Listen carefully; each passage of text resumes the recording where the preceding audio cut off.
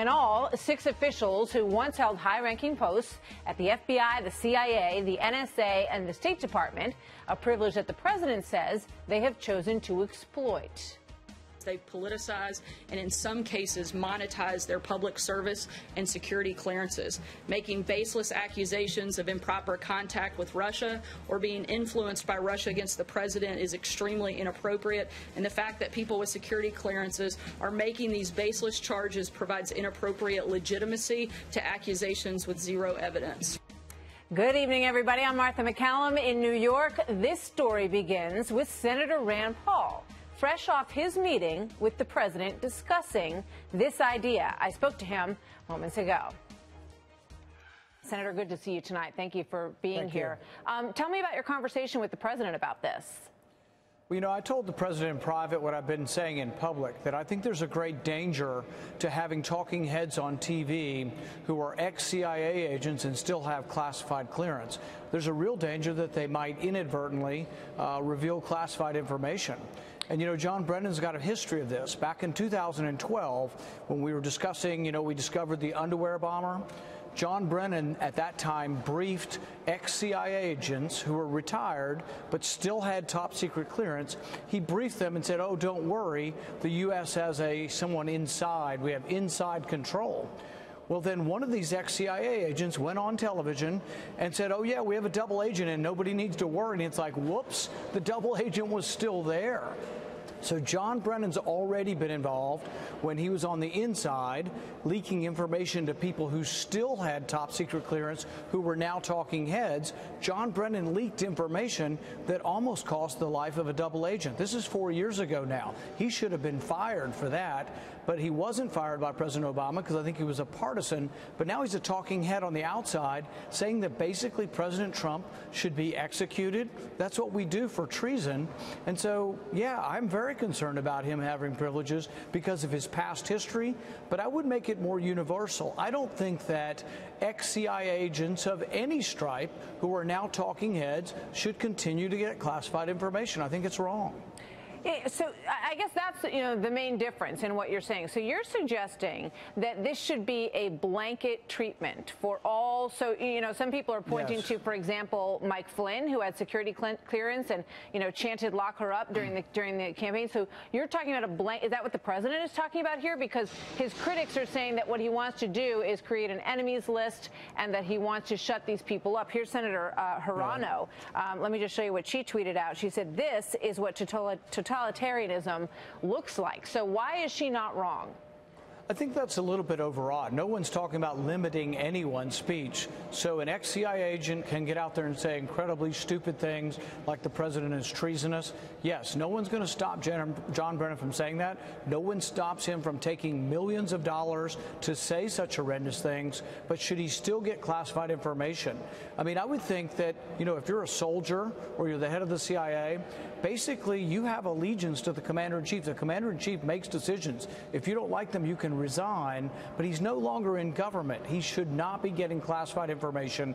He also has a history of leaking classified information that endangered agents in the field and almost got an agent killed. All right, so you're referring to John Brennan, and that's what you referred to originally, but you saw the White House today. They added a lot of people to that list: Susan Rice, Michael Hayden, McCabe, Comey, and according to what they're saying now, James Comey and Andrew McCabe do not even have classified clearance. They do not have that kind of security clearance. So would you expand the list to include Michael Hayden? James Clapper, would he be on your list as well? Yeah, I would not probably even name names. I would probably have it as a universal policy that when you leave, the only time I can think of a reason why you would want to keep this would be in a transition when you're still briefing people and you're sitting down with the next administration. I would probably just go one step beyond and not let any retired officials go on television that still have classified security clearance. So how serious is the president about pursuing this? Because they said, you know, they want to look into the avenues that exist to pull these clearances. What was your impression when you were in there with him about what the time frame is for making this happen and how determined he is to do it? I think there's a great deal of resolve because I don't think we should reveal secrets to people who are calling the commander-in-chief treasonous. I don't think there's many people in America who are going to disagree with that judgment, that we would continue to give secrets to a person calling the president treasonous. So I do think that the American people are going to agree with him on this. And I would probably just go even further and say that really ex-CIA agents, once retired, should no longer have top secret clearance. All right. You know, in terms of, did the president, just in terms of the chicken and egg on this, was it your idea initially, or did you talk to the president about it? And, you know, did you say, I'm going to, you know, I'd like to bring this up, I'm going to start pursuing this? You know, I've been upset about John Brennan's remarks for a long time, but, you know, I've also been upset for him from the very beginning. I filibustered originally his nomination back in 2012, 2013, so I've never been a big John Brennan fan. You remember also that John Brennan was involved with hacking into the Democrats' computers when they were doing the research into torture and waterboarding. They illegally, and he eventually apologized, not before sort of lying at first and saying that they didn't do it. But John Brennan has a very, very sketchy history of doing things and abusing power, so he needs to not be getting any information, because I think he has a history of doing things for partisan reasons and also things that the CIA is not supposed to do, which is spy on senators and on their computers. What did the president say about Brennan? I think he's not real happy with Brennan and the others for basically, I mean, does anybody remember 5 or 10 years ago when people retired from the CIA, they might go on television, but they sort of act like statesmen. They acted like retired statesmen, and they would weigh in on affairs from 60,000 feet. But you didn't have them saying, rah, rah, rah, vote Democrat. You didn't have them calling the president words like disgusting and disgraceful. No, absolutely not. And so this is so over the top that something's got to be done, and these people do not need to be privy to secrets, because they might be using these secrets for partisan purposes. They are nakedly partisan, and John Brennan should not get anywhere within 10,000 yards of the government. He should have a restraining order. Wow, those are very strong words. Would that apply to, for instance, Robert Gates, who, you know, worked for Democrats and Republicans? He wrote a book where he said some pretty strong things about President Obama in terms of his confidence in his ability to lead. So would you include him on a list like that?